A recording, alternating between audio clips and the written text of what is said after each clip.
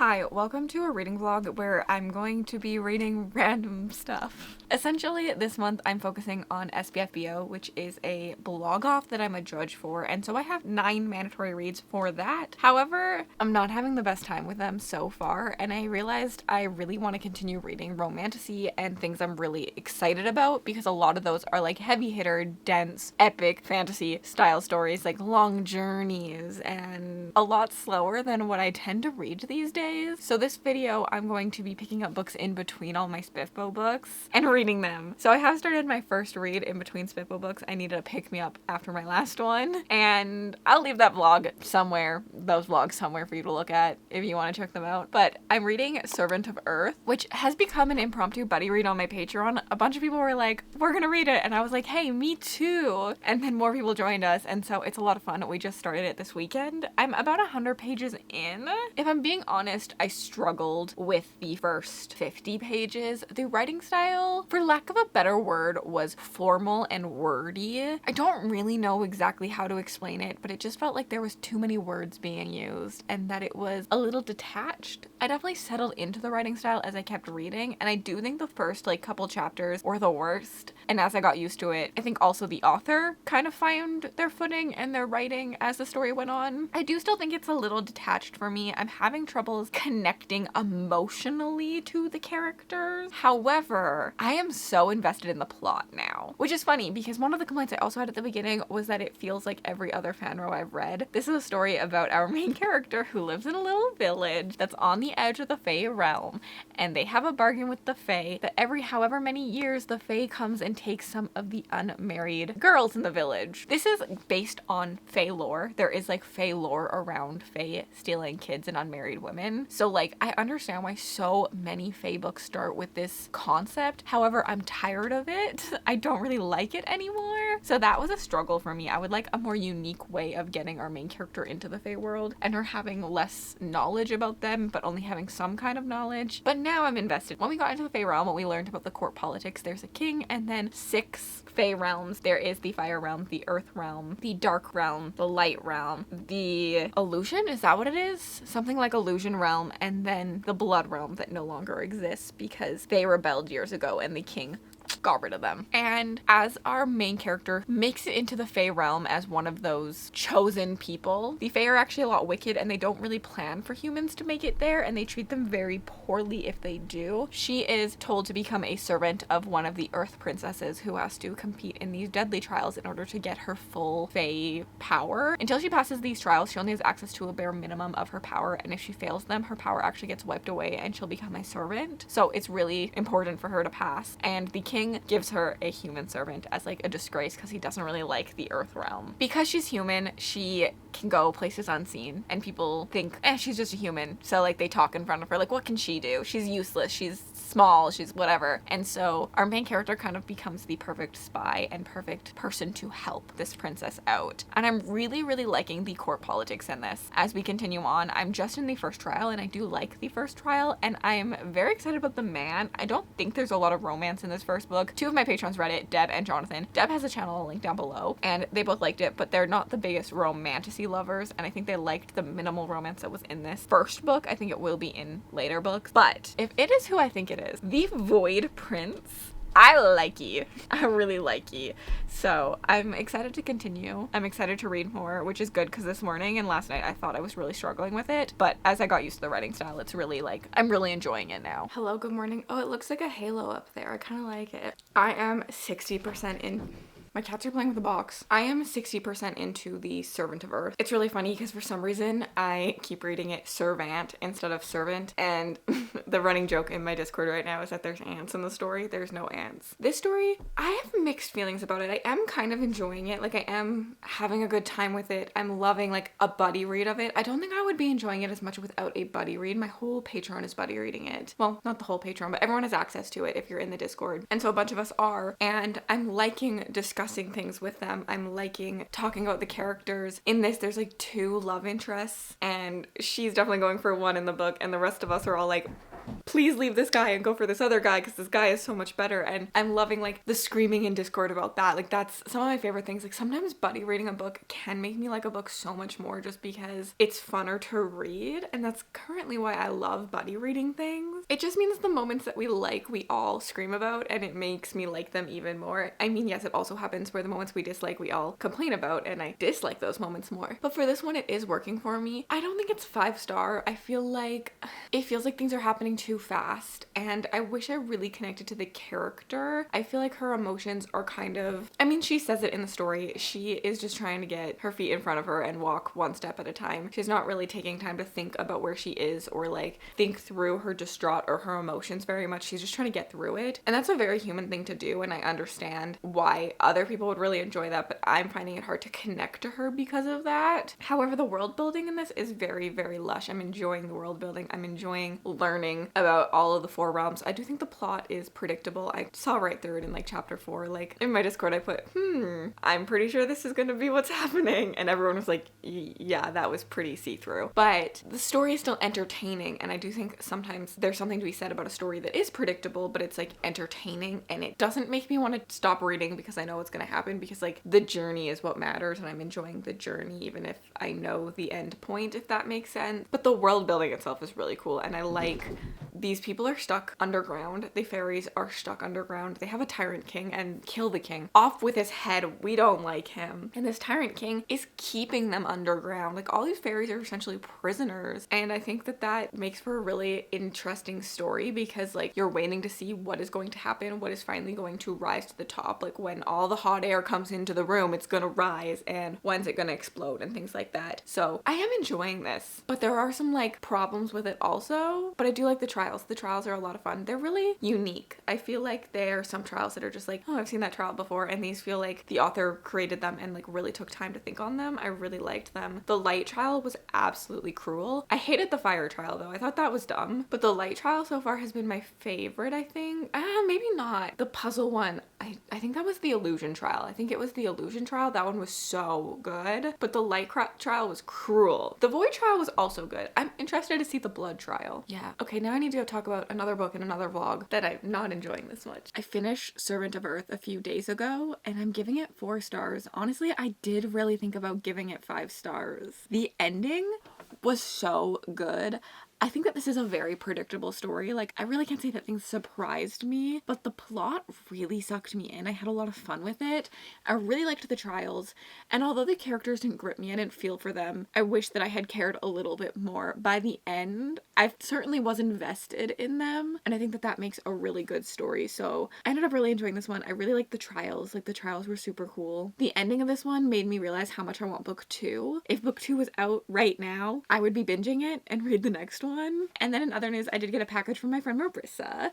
She and her sister opened a cute little Etsy store, and they decided to send me some goodies. They sent me a sweater, and it is the perfect color. Like, it is such a pretty color. Obviously, their store is about bookish goods, but look at this color first off before I show you the pattern. Like, this is such a pretty color. And then this is the pattern. It's so cute. My mom was like fangirling when she saw it. My mom loved the like little library barcode that's on it and like all of these. My mom's a librarian technician, so of course she was like so excited about all of that. But I have been wearing this. I've been wearing it on Instagram and stuff. I think it's super fucking cute. I also like that it's durable. It is a Comfort Colors crew neck. It feels very durable. It's been washed. It still feels soft. Really, really like this. I'll leave Marissa's shop down below for you guys to go check out. They have a bunch of cute things on it, so definitely go peruse. I know that I'm gonna be perusing to get myself a few extra things as well. So thanks, Marissa, for sending this my way. The color, it like perfect. It looks so good on me. Not to toot my own horn. I don't know what I'm reading next. I have a few things I want to read this month, but I need to read a Spiffbo book next, so I'm gonna go back to listening to that because that's what I'm currently doing, and I'll see you guys whenever I start my next book. I started a book last night, so I figured I should update you. I was up way too late. My cat can see the birds outside.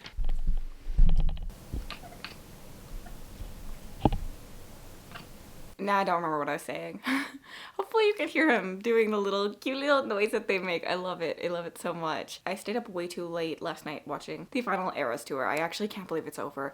I think I've talked about it in a previous vlog already because I'm recording 2 vlogs at once right now, which is so weird for me. I typically record 1 vlog and then the next vlog because I really do like to share my life with you guys in like real time. But just because of how my content was working this month and what I needed, we're filming this in between everything else. But I just am actually kind of devastated. I cried. Like, I cried that the Eras tour was over last night. During All Too Well, I was in tears. It was such an emotional song, and just like what this tour meant for me was actually kind of insane. Like, we've kind of done a lot of these like low-key watch-alongs in my Patreon Discord where we've all been watching the grainy live stream and clowning about Taylor releasing something else. And it's brought me so much closer to a lot of these people, and like bonding over Taylor Swift is a true thing that people do. And just bonding over music. I mean, we've also watched Sabrina once, and so I'm excited that I have Sabrina in the new year. I'm hoping that we get some Kelsey Ballerini live streams as well. It always makes me want to go to the concert even more, and I'm just sad that I didn't have the ability to go to the concert because she didn't come to my city and I just wasn't spending the money to go elsewhere. It truly felt like the end of something beautiful, and I understand that things need to end, but I really wish it didn't have to end. And yeah, so that's how I feel about Taylor Swift.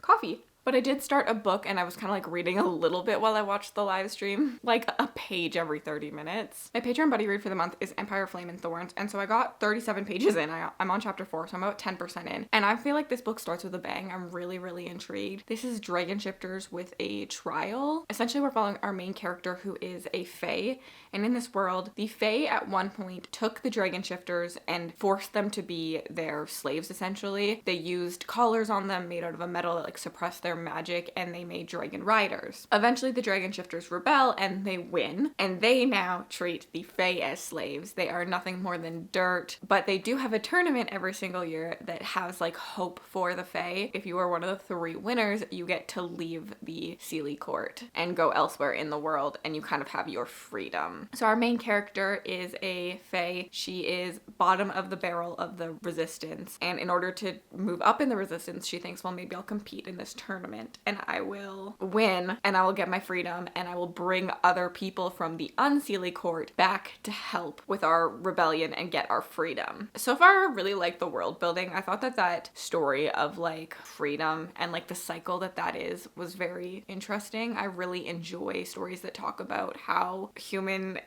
are humans and we are very much repeating patterns. It happens in our world like today that we just like repeat our mistakes of the past and we have to learn from them. We kind of forget about generational things. Like, we just only understand things that we have seen with our own eyes or had happen in our lifetimes a lot of the time. So we circle back to things that we learned in previous generations but we've forgotten. And I think that this idea of like having the dragon shifters hate being treated like that, so then they rebel, they get their freedom, but then they treat someone else like that and they have to learn, and then what that means when the fae have a rebellion and then they get free, and it's just like a circle and a cycle, and it needs to be broken at some point, but it's hard to break these things. And I think that that's going to be an interesting discussion. It's a romantasy, so I'm hoping that we get that within the dragon shifter, and the fae, I'm assuming, are going to fall in love and then they are going to work for peace for both of their kinds. I think that's going to be a beautiful story. I like the writing. It's a little bit, for quote unquote lack of better words, cringy, but I have been enjoying that style of writing when it fits the story, and so far I feel like it really fits our main character. She has a good voice within it, and it's pretty fast paced. It starts with a bang. It starts with a good scene, in my opinion. I think our main character has guts and balls, and she's gonna be feisty and stabby, and I like her for that. So like, I'm really intrigued to continue, and I'm hoping to finish this one pretty quickly. And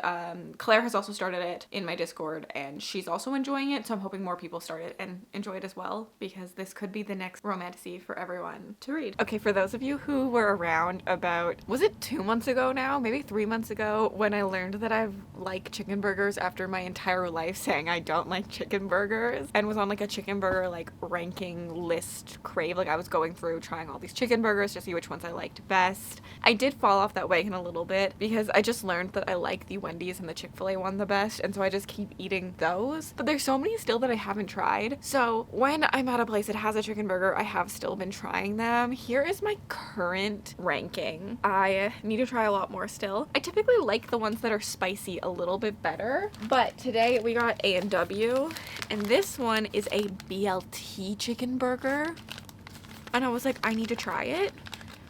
I mean, it's a chicken burger with bacon also on it. Can that be wrong? I don't think so. This is very big. How am I gonna make my mouth around it? Okay. I like it, but there's nothing special about it, and I wish it had spicy sauce on it. Like adding like a chipotle aioli or something to this would make it so good. But I always love when they have lettuce and tomatoes on them. That's like my go-to on a chicken burger, I've learned. I need those two things. But I do like that the Chick-fil-A one has cheese and this one doesn't. I do like the cheese in the Chick-fil-A one. The Wendy's one also doesn't have cheese. I think that's why Chick-fil-A's at my top. Okay, I have nothing else to talk to you about.